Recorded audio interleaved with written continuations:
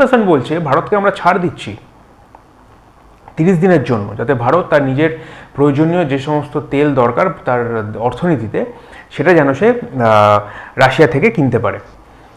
যার ফলে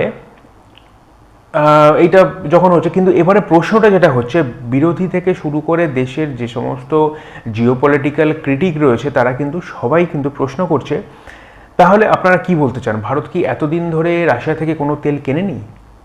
ভারত তাহলে তেলগুলো পেলো কোথা থেকে? ভিউয়ার্স, এখানে আমি বলে রাখি, ভারত কিন্তু এর আগেও রাশিয়া থেকে তেল কিনেছে। আমেরিকার এটা একটা স্টান্ট। আমেরিকা যেহেতু বারবার নিজের মান সম্মান রক্ষার্থে বলেছিল ভারতের সঙ্গে আমরা কথা বলছি, ভারত আর রাশিয়া থেকে তেল কিনবে না, বা কিনলেও সেটা আস্তে আস্তে কমিয়ে দিচ্ছে, এইটা ভারতের উপর নিজের উপর ডিপেন্ড করছে ভারত রাশিয়া থেকে তেল কিনবে কি কিনবে না। কারণ স্কট বেসেন্টের এই বক্তব্যের পর ভারতের অফিসিয়ালস কিন্তু একদম ক্যাটাগরিক্যালি একদম বোল্ড একটা স্টেটমেন্ট দিয়েছে যে ভারত ডিসাইড করবে ভারত কোত্থেকে তেল কিনবে, সেটা বাইরের কোনো দেশ নয়।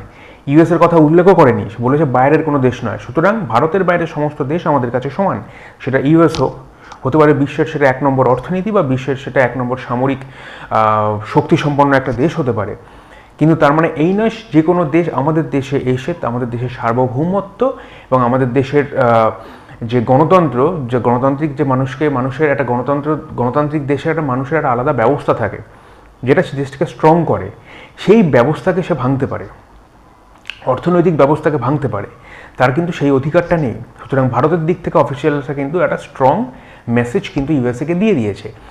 এবার প্রশ্ন হচ্ছে যে ভারত কি সত্যি সত্যি আমেরিকার কথা শুনে রাশিয়া থেকে তেল কেনা বন্ধ করেছে?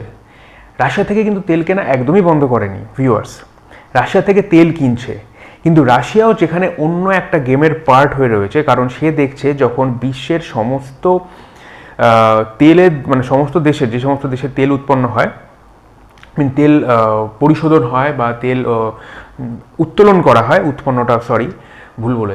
উত্তোলন করা হয়, তাহলে সেক্ষেত্রে সেই সমস্ত দেশে যখনই তেলের দাম ঊর্ধ্বমুখী হবে তখন রাশিয়া কি করছে, রাশিয়া জানে এখন কিন্তু রাশিয়ান যে অয়েলটা রয়েছে তার কিন্তু ডিমান্ড আস্তে আস্তে বাড়বে।